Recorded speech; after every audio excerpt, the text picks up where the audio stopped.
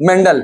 तो आज का जो टॉपिक है उसका नाम क्या है बेटा, बोलो, मेंडल। आइए जानते हैं मेंडल के बारे में। देखिए बेटा, मेंडल कौन है? मेंडल आनुवांशिकता के पिता, आनुवांशिकी के जनक भी कहे जाते हैं, आनुवांशिकी के जनक कहे जाते हैं। क्यों कहे जाते हैं आपको पता होना चाहिए कि देखिए, जब दुनिया डार्विन की बातों में विश्वास कर रही थी, एक तरफ डोमिनेंट साइंटिस्ट कौन था? डार्विन था। डार्विन ने जो कह दिया वही बात मानी जा रही थी, कोई मेंडल पर ध्यान नहीं देता था। क्योंकि मेंडल पर क्या था कि मेंडल एक साइंटिस्ट थे और ये मैथमेटिशियन थे, इनको बायोलॉजी का नॉलेज कम था, तो लोगों ने पहले ही इनको नकार दिया। तो मेंडल के बारे में इंपॉर्टेंट जानकारी जानेंगे कि भैया मेंडल कहां से आए थे, इन्होंने क्या किया, कैसे प्रयोग किया, प्रयोग के लिए कौन सा पौधा चुना, कितने सालों तक प्रयोग किया, कौन है मेंडल।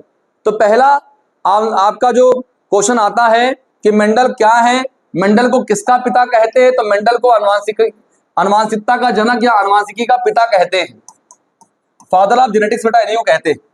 अगला बेटा क्या है, मेंडल के बारे में थोड़ा सा परिचय जानते हैं। मेंडल बेटा किस देश के रहने वाले थे?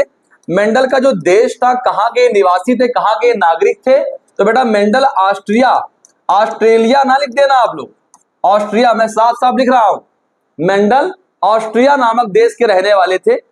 और इनका जो शहर था वो ब्रून शहर था। ये किस शहर के निवासी थे? ये ब्रून शहर के निवासी थे। किसके थे बेटा? हाँ, मेंडल कहां के रहने वाले थे? मेंडल कहां के रहने वाले थे? मेंडल ब्रून शहर के रहने वाले थे और ये ऑस्ट्रिया देश के नागरिक थे। मेंडल का परिवार कैसा था भैया? देखिए, जब भी आप किसी की बात करते हैं तो उसका परिवार जानते हैं, कैसा उसका फैमिली बैकग्राउंड रहा है। मेंडल एक कृषक परिवार से संबंधित थे, मतलब इनके परिवार में किसानी होती थी। कुछ किताबों में ये भी लिखा हुआ है माली परिवार। तो माली परिवार या कृषक परिवार में आप कंफ्यूज मत होना, आप कुछ भी लिखिएगा आपका ठीक रहेगा। तो मेंडल का भैया देश ऑस्ट्रिया हो गया, शहर ब्रून हो गया, परिवार कृषक परिवार हो गया या माली परिवार हो गया। अब बात करते हैं मेंडल की शिक्षा कितनी थी। भाई इन्होंने इतना बड़ा प्रयोग कर डाला, आनुवांशिकता के पिता कहलाए, तो इन्होंने कितनी शिक्षा ली थी भाई, कितना पढ़े थे ये? तो मेंडल का जो शिक्षा है, इनका जो एजुकेशन है, इसके बारे में जानेंगे। तो बेटा मेंडल ने बीए किया था, कहां से? वियना विश्वविद्यालय, वियना विश्वविद्यालय बेटा, ठीक है। आप इसका नाम सर्च करिएगा गूगल पे, आपको मिल जाएगा। बहुत ही बड़ी यूनिवर्सिटी रही है अपने टाइम की। अब भैया शिक्षा की बात हो गई, इसके बाद ये करते क्या थे? देखो भाई, हर व्यक्ति पढ़ता क्यों है? हर व्यक्ति क्यों पढ़ता है? कि उसको एक अच्छा रोजगार मिले। क्या मिले बेटा? उसको एक अच्छा। इन्होंने क्या रोजगार प्राप्त किया? तो इन्होंने क्या किया, इनका जो पेशा था, इन्होंने चर्च में पादरी का काम किया। अब किस कारण ये पादरी बने इतना मुझे जानकारी नहीं है, लेकिन जो किताबों से जानकारी प्राप्त होती है कि ये चर्च में क्या थे? पादरी थे। मेंडल बेटा क्या थे? चर्च में पादरी थे।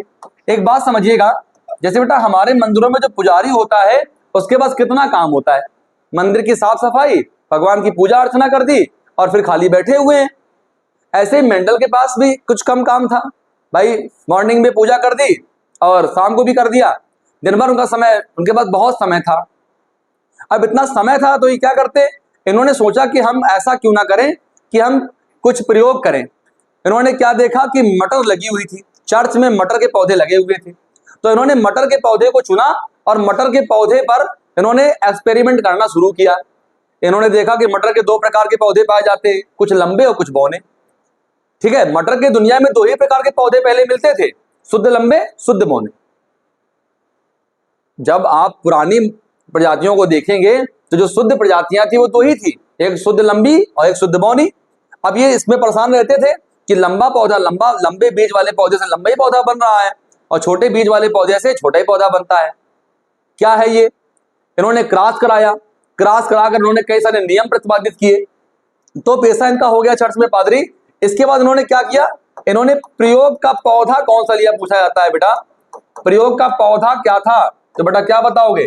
Garden pea, garden pea, garden pea बेटा बोलते हैं इसको, उद्यान मटर, उद्यान मटर लिया इन्होंने। क्या लिया बेटा इन्होंने? जिसका साइंटिफिक नेम क्या होता है? Pisum sativum. बेटा इसका साइंटिफिक नेम क्या होता है? Pisum sativum. इसका साइंटिफिक नेम बच्चों होता है पाइसम सेटाइवम। तो देश हो गया सर, शहर हो गया, परिवार हो गया, शिक्षा हो गया, पेशा हो गया, प्रयोग का पौधा हो गया। अब भैया प्रयोग करने में कोई 2 मिनट काम तो है नहीं कि मैगी है बना दिया 2 मिनट में रिजल्ट मिल गया उसका, है भैया प्रयोग है। ऐसे ही कोई नहीं पिता बन जाता है, बहुत वर्षों की मेहनत है। तो इन्होंने 7 वर्षों तक कार्य किया। एनसीईआरटी कहती है, अकॉर्डिंग टू एनसीईआरटी, मेंडल ने कितने वर्षों तक काम किया? तो प्रयोग का समय कितना था? प्रयोग का समय कितना था? हाँ, मेंडल ने 7 वर्षों तक लगातार, 7 वर्षों तक लगातार प्रयोग किया।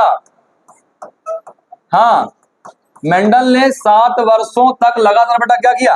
प्रयोग किया। तो देश ऑस्ट्रिया हो गया सर, शहर ब्रून हो गया, परिवार कैसा था? कृषक परिवार था। शिक्षा कितनी थी? बीए किया था। कहां से किया था? वियना विश्वविद्यालय से किया था। पेशा क्या था सर इनका? चर्च में पादरी थे। प्रयोग का पौधा क्या था? गार्डन पी था। प्रयोग का समय क्या था? 7 वर्षों तक इन्होंने लगातार प्रयोग किया। अब भैया जब प्रयोग किया तो कुछ रिजल्ट भी आया होगा, लेकिन बड़ी बात क्या थी कि मेंडल के मरने के पहले मेंडल फेमस नहीं हो पाए थे, क्योंकि मेंडल को कोई सुनना ही नहीं चाहता था। मेंडल के बारे में कोई बात नहीं करना चाहता था। मेंडल ने बहुत अच्छे अच्छे प्रयोग किए, तो मेंडल अपने मरने के पहले पॉपुलर नहीं हो पाए थे। मेंडल को नोबेल पुरस्कार भी कम मिला। मेंडल को नोबेल पुरस्कार भी कम मिला था, उनके मृत्यु के पश्चात मिला था। आप समझिए कितना ये इनकी कितनी किस्मत खराब थी, कितने ये ऐसे वैज्ञानिक रहे जिनको जीते जी किसी ने सम्मान नहीं दिया, और आज इनको हम पूजते हैं। आज इनको हम फादर ऑफ जेनेटिक्स कहते हैं, फादर ऑफ हेरिडिटी कहते हैं, आनुवांशिकता का पिता कहते हैं, समझ लीजिए। बहुत कम उम्र में इनकी मृत्यु हो गई थी, 60-62 साल ये जी पाए थे। ठीक है, इनका जन्म का समय नहीं लिखा मैंने। इनका जन्म कब हुआ था बेटा? 1822 में हुआ था। कब हुआ था? हाँ, इनका जन्म 1822 में हुआ था, और मृत्यु बेटा कब हुई थी? 1884 में हुई थी। ठीक है, मेंडल की जन्म कब हुआ बता बेटा? मेंडल का जन्म कब हुआ था? 1822 में। मेंडल का जन्म 1822 में हुआ, जबकि मृत्यु कब हो गई? 1884 में हो गई। अब मृत्यु क्यों हो गई थी? इनके किडनी में संक्रमण हो गया था। मेंडल की मौत क्यों हुई भैया? कैसे मर गए मेंडल? तो मेंडल की किडनी में संक्रमण हो जाने के कारण मेंडल की क्या हो गई थी? मृत्यु हो गई थी। अब भैया बात करते हैं, प्रयोग का समय 7 वर्ष हो गया। भैया प्रयोग इन्होंने प्रयोग किया तो इनके कितने नियम आए? इन्होंने कितने नियम दिए? इन्होंने बेटा 3 नियम दिए थे। इनके 3 नियम आए थे। एक बेटा कौन सा था? प्रभाविता का नियम। एक बेटा कौन सा था? हाँ, एक था प्रभाविता का नियम। एक बेटा क्या था? बोलो। पृथक्करण का नियम। पृथक्करण का नियम, law of dominance, law of segregation. और इनका एक नियम बेटा क्या था? बोलो। स्वतंत्र अपव्यूहन का नियम। स्वतंत्र अपव्यूहन का नियम। आई बात समझ में? मेंडल ने 3 नियम दिए थे, लेकिन बड़ी बात क्या है, इन नियमों को किसी ने एक्सेप्ट नहीं किया था। ये मृत्यु इनकी हो गई 1884 में, लेकिन कुछ वैज्ञानिक थे, ये भी बहुत इंपॉर्टेंट चीज है समझने वाली। कुछ वैज्ञानिक थे जिन्होंने क्या किया? दोबारा से मेहनत की, दोबारा से इनके बारे में खोज की, और इनके नियमों को दुनिया के सामने प्रस्तुत किया। तो मेंडल के नियमों की पुनः खोज किसने की? तो कोई पूछे आपसे, मेंडल के नियमों की पुनः खोज 3 वैज्ञानिक आए थे बेटा। एक का नाम क्या था? Carl Correns. Carl Correns. एक थे शर्मैक। शर्मैक। और बेटा एक कौन था? Hugo de Vries. एक कौन था? Hugo de Vries. तो ये 3 वैज्ञानिक आए, Carl Correns, Tschermak, Hugo de Vries. इन्होंने मेंडल के नियमों की रीडिस्कवरी की थी। आपसे पूछता है कि किस वैज्ञानिक ने मेंडल के नियमों की रीडिस्कवरी की? आप पूछेंगे, आपसे ग्रुप पूछा जाएगा, आप बताइएगा सर कार्ल कॉरेंस, शर्मैक और ह्यूगो डी व्रीज, ये 3 वैज्ञानिक थे जिन्होंने मेंडल के नियमों की क्या की? दोबारा से खोज की। इसके पश्चात मेंडल को जब ये खोज हो गई, तब मेंडल को क्या हुआ बेटा? मेंडल को 19वीं शताब्दी में, हाँ ध्यान रखिएगा, मेंडल को 19वीं शताब्दी में मरणोपरांत, मृत्यु के पश्चात क्या मिला था? नोबेल पुरस्कार मिला था बेटा। नोबेल पुरस्कार अपने आप में एक बहुत अच्छा पुरस्कार है, एक बड़ा पुरस्कार होता है वैज्ञानिकों के लिए। तो मेंडल को 19वीं शताब्दी में मृत्यु के पश्चात, after death he got Nobel prize. Clear हो गया? तो उम्मीद करते हैं कि इतने कम परिचय में आपका अच्छा मार्क्स आ जाएगा और अच्छे से आप समझ भी गए होंगे मेंडल के बारे में। क्लियर हो गया। अब एक बात समझनी पड़ेगी, मेंडल ने अपने बारे में बताया कहां पर था, मेंडल ने अपने नियमों को कहां प्रकाशित किया। कभी कभी पूछ लेता है आपसे, कभी कभी ये पूछ लिया जाता है कि मेंडल ने अपने नियमों को किसमें प्रकाशित किया। तो जो ब्रून शहर था वहां की एक लोकल न्यूज़पेपर था, वहां का एक लोकल न्यूज़पेपर था, या वहां की एक मैगजीन थी, आप मैगजीन भी कह सकते हो, साप्ताहिक अखबार था, साप्ताहिक अखबार। बेटा कुछ अखबार जैसे आप लोग अखबार जो पढ़ते हो, रोज पढ़ते हो, अमर उजाला, हिंदुस्तान, ये रोज आ जाता है।